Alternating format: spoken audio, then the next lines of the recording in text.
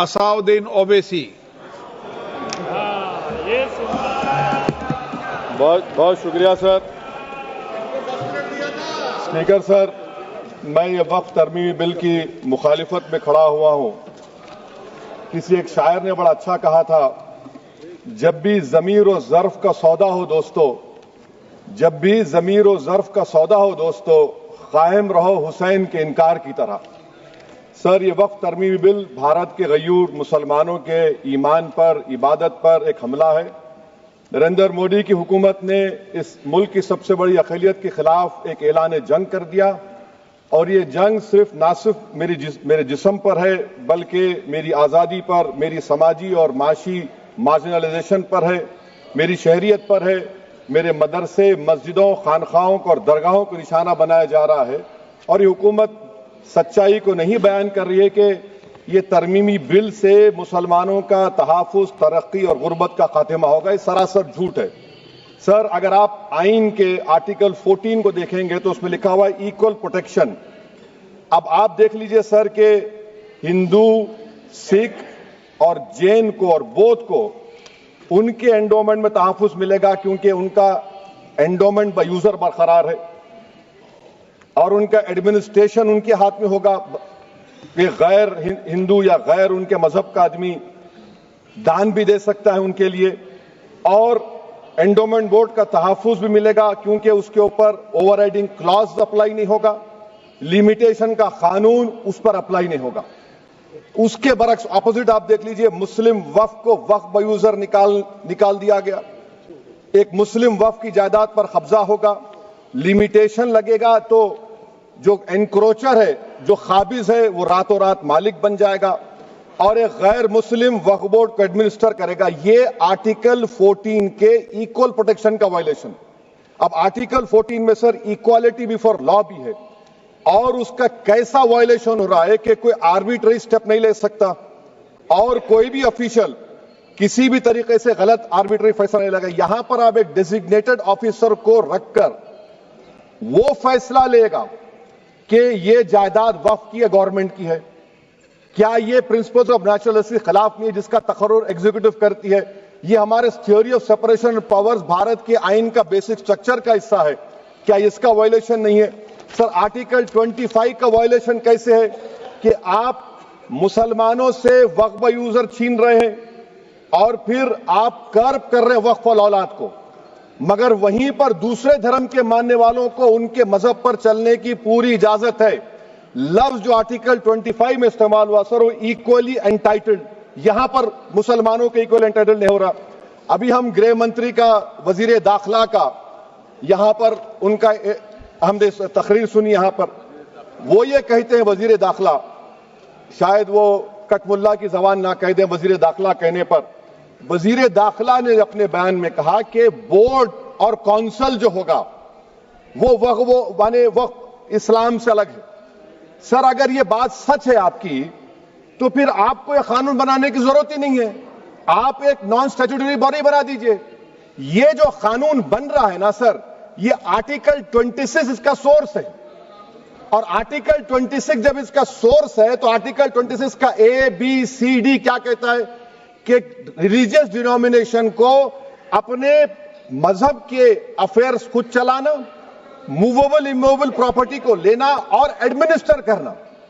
जब हिंदू धर्म को, बौद्ध धर्म को, सिखों को यह राइट दिया गया है, तो आप कैसे मुसलमानों से छीन रहे हैं? तो ये आर्टिकल 26 का ग्रेव वायलेशन है।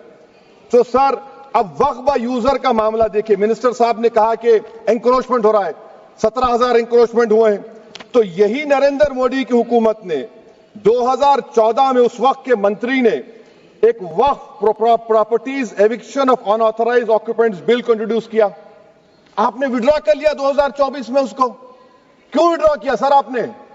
जब आप मान रहे थे कि एंक्रोचमेंट हो रहा है तो आपने बिल को विड्रॉ कर लिया। अच्छा सर, अब वक्फ बाय यूजर को आपने निकाल दिया, माने कंडीशन क्या लगाए कि अगर उसमें डिस्प्यूट होगा और गवर्नमेंट प्रॉपर्टी होगी। सर, डिस्प्यूट तो है। मिसाल के तौर पर मोहिबुल्ला साहब जिस मस्जिद के इमाम है, पार्लियामेंट के सामने मस्जिद है सर, 123 प्रॉपर्टीज में मस्जिद है, डिस्प्यूट चल रहा है, कल कलेक्टर या डिस्ट्रिक्ट ऑफिसर बोलेगा कि भाई साहब ये गवर्नमेंट प्रॉपर्टी है, स्टिकर लगा दिया जाएगा, मस्जिद बंद गवर्नमेंट प्रॉपर्टी हो गई, होगी ना सर। अब ये बताइए, आप जब से यहां पर पूरे बीजेपी रूलिंग पार्टी हमको ज्ञान दे रहे हैं कुछ नहीं होगा, कुछ नहीं होगा, मैं दलील के साथ बता रहा हूं आपको। ये मस्जिद दिल्ली गवर्नमेंट बोलती हमारी है, वक्फ दिल्ली वक्फ बोलता हमारी है, तो सर वक्फ बाय यूजर, अगर मैं अपनी गवर्नमेंट के खिलाफ वक्फ बोर्ड वक्फ बाय यूजर इस्तेमाल नहीं करेगा तो क्या है सर। अच्छा, ये अमेंडमेंट जब हो जाएगा तो मुझे कहने दीजिए सर, सिर्फ प्राचीन मंदिरों की हिफाजत होगी, मस्जिदों की नहीं होगी। अब सर आप आ जाइए, अगर डिस्प्यूट मेरा एंशिएंट मॉन्यूमेंट से वक्फ का, एक मिसाल दे रहा हूं, दिल्ली में 172 वक्फ प्रॉपर्टीज एएसआई कंट्रोल में है, मैं तो हार ही गया वो, क्योंकि मेरे पास डॉक्यूमेंट नहीं है। आप कह रहे हैं कि डॉक्यूमेंट चढ़ाओ, अगर मेरा गवर्नमेंट से डिस्प्यूट चल रहा है मैं तो क्लेम ही नहीं कर सकता, क्योंकि आप जज बनेंगे, आप ही फैसला करेंगे, और जब तक आप फैसला नहीं करते वो वक्फ की प्रॉपर्टी नहीं होगी, वो प्रोविजन डाल दिया आपने। अच्छा, अगर मेरा डिस्प्यूट एंक्रोचर से होगा सर, तो एंक्रोचर में तो आपने तो 107 को डिलीट कर दिया, आप रातों रात खाबिज को, एंक्रोचर को मालिक बना रहे हैं। सर मैं ये पूछना चाहता हूं आपके जरिए हुकूमत से, एक मुंबई में एक बहुत बड़े दौलतमंद है, खोजा बरादरी का यतीम खाना था, उन्होंने 2004 या 5 में 22 करोड़ में खरीद लिया। वो केस सुप्रीम कोर्ट में कि आप उनको मालिक बनाना चाहती है लिमिटेशन एक्ट अप्लाई करके, हमको बताइए, हम जानना चाह रहे हैं। और सच्चर कमेटी ने सर 2007 में कहा कि दिल्ली के 123 प्रॉपर्टीज की मार्केट वैल्यू 6000 करोड़ की। आज हम 2025 में आ गए, क्यों आप उन प्रॉपर्टीज के खिलाफ पड़े हुए?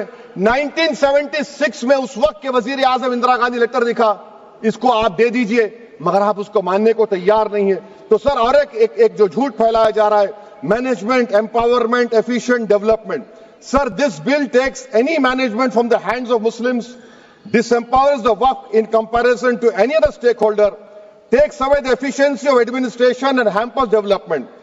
Waqf disempowerment in the name of efficiency, inefficiency is being created. The progress of development from pre-independence till today is sought to be destroyed. Sir अभी हमारे होम मिनिस्टर साहब ने फजल पुकाया केस का जिक्र किया।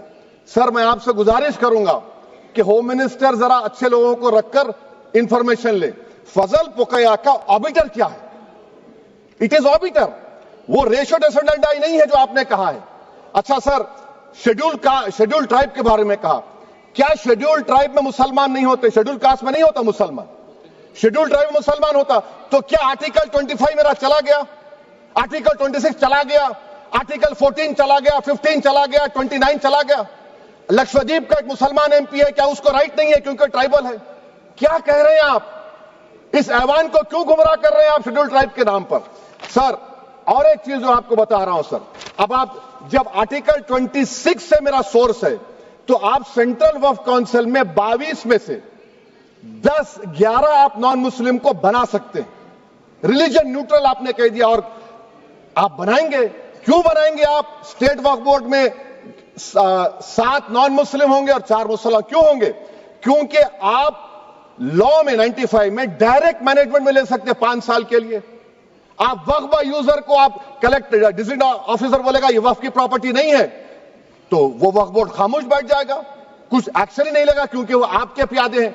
अच्छा, जब आप नॉमिनेट करेंगे सर मैं मोदी गवर्नमेंट के खिलाफ नो कॉन्फिडेंस ला सकता हूं, मगर वक्फ बोर्ड का चेयरमैन जो नॉमिनेट होगा उसके खिलाफ नो कॉन्फिडेंस नहीं ला सकते, हम बिल्कुल नहीं ला सकते। क्या मजाक है बताइए आप? ये डेमोक्रेसी है।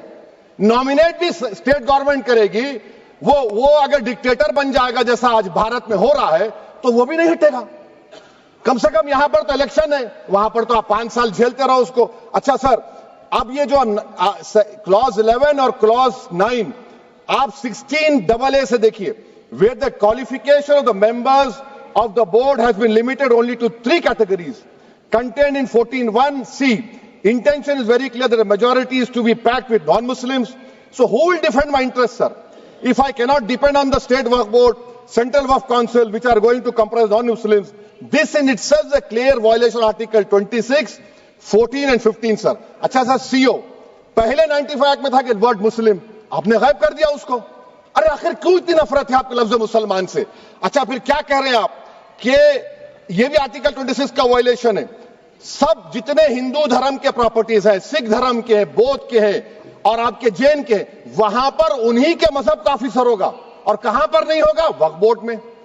वक्फ board is a pure religious institution, इसको समझने की जरूरत है।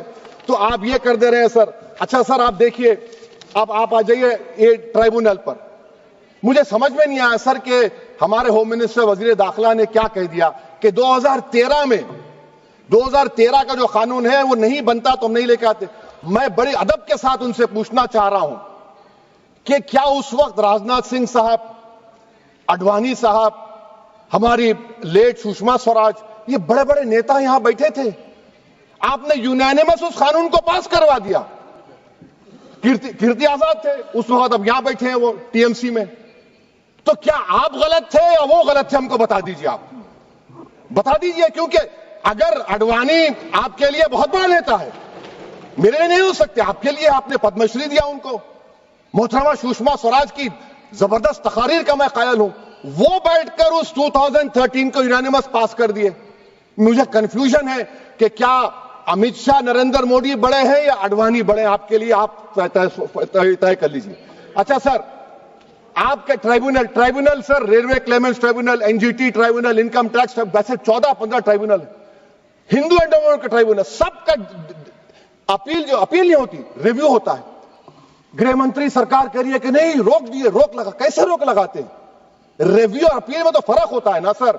आप ही कह रहे हैं कि पूरे कोर्ट्स में बैकलॉग है और आप अपील कर रहे हैं। अच्छा सर, रिटायर्ड डिस्ट्रिक्ट जज 95 में सिटिंग डिस्ट्रिक्ट जज था, जो एडमिनिस्ट्रेटिव कंट्रोल था सीजीआई साहब, उसको निकाल दिए। अच्छा सर, अब आप अभी हमारे मंत्री साहब ने कहा trust, sir Shri Sai Baba trust 2004, वो ये कहता है जो ऑफिसर उसमें काम करता उसको साई बाबा का डिवोटी होने चाहिए और उसको डिक्लेरेशन लिख के देना पड़ेगा। यहां पर हो रहा तो यहां पर क्यों नहीं हो रहा? अच्छा सर, आप फिर देख लीजिए, ये आपका हो गया सर। हां, अब अमित शाह साहब ने सेक्शन 2A के बारे में कहा और उन्होंने इस बात का इकरार कर लिया कि दाऊदी बोहरा के लिए यह बनाया गया है। मगर मैं आपके जरिए से गवर्नमेंट से पूछना चाह रहा हूं, आपने तो उस प्रोवाइजो में दाऊदी बोहरा का नाम ही नहीं लिखा। आपने उनको भी थैंक यू कर दिया, उनका नाम क्यों नहीं लिखा आपने? और सर, और गवर्नमेंट क्या कर रही है? आप मुस्लिम समाज में जो बेकार किस्म के लोग हैं उनको एक रास्ता बना रहे हैं, एग्जिट दिखा रहे हैं कि तुम्हें वक्त से बचना है तो तुम्हें ट्रस्ट बना लो। ये क्या कर रहे हैं सर आप? कम से कम उन दाऊदी बोहरा को आप दे देते। अच्छा sir, clause 3V section 36 clause 18 देख लीजिए। Oral Waqf, oral appointment has sought to be discontinued even though it is recognized practice in Islam. Muslim personal law has recognized oral waqf and 1937 Shariat Application Act. Sir आप clause 39 पर आ जाइए। 5 साल के लिए मुसलमान। मैं किरण रिजिजू से पूछना चाहता हूं, सर दाढ़ी रखे तो मुसलमान प्रैक्टिसिंग है या क्लीन शेव आपकी तरह है? तो बताइए हमको, प्रैक्टिसिंग क्या होगा? अच्छा, किसी को पकड़ के मॉब लिंच कर दिया और बोले कि जेएसआर का नारा लगाया, और वो जेएसआर का नारा लगाया तो क्या मुसलमान रहेगा? नहीं रहेगा। या फिर देश के प्रधानमंत्री ने कहा था कपड़े देखकर पहचानो, तो क्या कपड़े देखकर आप कह देंगे? अच्छा, अगर कोई क्रिश्चियन हिंदू धर्म कबूल करता है तो क्या वो मंदिर को नहीं दे सकता प्रॉपर्टी? फिर भारत के संविधान में आर्टिकल 300 क्यों है सर? राइट टू इक्वालिटी क्यों है? फ्रीडम ऑफ रिलीजन क्यों है? 5 साल कहां से लाएंगे? अच्छा सर, और एक चीज सर, और एक चीज मैं आपको बोल के खत्म कर दूंगा सर। इस बिल में वक्फ औलाद का सर, इसमें आप देखिए clause 432, the creation of waqf aulad shall not result in denial of inherent rights to heirs including women heirs और द वाकिफ और the right of person. Sir ये आर्टिकल 25 का वायलेशन है, शरीयत एप्लीकेशन एक्ट 37 का वायलेशन, आर्टिकल 300A का वायलेशन है। अच्छा, हिंदू धर्म में सेल्फ एक्वायर्ड प्रॉपर्टी को एक हिंदू, अब उसके फर्ज के 2 बच्चे हैं, वो एक को अपनी पूरी दौलत दे सकता है, कोई रोक टोक नहीं है। वो कहेगा नहीं मैं घर के बच्चों को नहीं दूंगा, मोहल्ले के गरीब को दे दूंगा, वो भी कोई रोक टोक नहीं है। वहां पर आपको बच्चों की फिक्र नहीं है। जब मैं अपनी प्रॉपर्टी को अल्लाह को नालिक बनाकर दे रहा हूं, आप कह रहे बच्चों की फिक्र नहीं है। इतनी मोहब्बत आप बिल्किस बानो से दिखा देते तो आपके लिए दुआएं देती आपके लिए। तो सर आप दूसरी बात आप देख लीजिए सर, आखिरी बात कहकर मैं अपनी बात को मुकम्मल कर रहा हूं सर। नहीं खैर मैं मुकम्मल कर रहा हूं, स्पीकर साहब बहुत टाइम दे दिए। सर आप देखिए इसमें अमित शाह साहब बोले कि इतनी प्रॉपर्टीज का कब्जा हुआ, चोरी हुई, ये हुआ। सर क्लास 2652A सेक्शन, अगर कोई प्रॉपर्टी बेचता है 2 साल की सजा थी, आपने क्या कर दिया उसको 6 महीने कर दिया। नॉन अवेलेबल था, आपने अवेलेबल कर दिया। सेक्शन 40 की बात करते हैं, सेक्शन 40 में सर हमको जो ज्वाइंट वर्किंग कमेटी का जो नोट्स दिए उसमें मिनिस्ट्री ऑफ माइनॉरिटी अफेयर्स ने कहा कि 30 साल में 515 केसेस सेक्शन 40 के और सिर्फ 8 लोग कोर्ट को गए। वक्फ यूजर का कानून तेलंगाना आंध्रा में है, सेक्शन 40 का कानून तमिलनाडु 63 है, आंध्र प्रदेश में 43 है। और सर आप डायरेक्शन दे रहे हैं, अच्छा क्लॉज 4218B देखिए सर, आप रूल बना रहे हैं, कोऑपरेटिव फेडरलिज्म के खिलाफ है, इतना रूल बना रहे हैं। और आखिर में सर मैं आपको बताना चाह रहा हूं स्पीकर साहब, ये बिल का मकसद सिर्फ मुसलमानों को जलील और रुस्वा करना है, मुसलमानों को दूसरे दर्जे का शहरी बनाने का इनका मकसद है। सर अगर आप हिस्ट्री को पढ़ेंगे तो महात्मा गांधी उस वक्त के व्हाइट अफ्रीका में सफेद फार्म अफ्रीका के कानून को महात्मा गांधी ने कहा था कि ये मेरा कॉन्शियंस इसको मानता नहीं है, मैं इस कानून को कबूल नहीं करता हूं। तो महात्मा गांधी ने क्या किया, उन्होंने उस कानून को फाड़ दिया। तो मैं गांधी की तरह इस कानून को फाड़ता हूं, ये अनकॉन्स्टिट्यूशनल है सर। इस देश में झगड़े पैदा करने का काम बीजेपी करना चाहती है मस्जिद और मंदिर के नाम पर, इसीलिए मैं इसका कंडेम करता हूं। और मैं आपसे गुजारिश करता हूं कि मैंने अपने 10 अमेंडमेंट दी है, आप इसको कबूल करिए सर, मुझे बोलने का मौका दीजिए और उस पर डिवीजन का मैं डिमांड भी करूंगा। Thank you sir.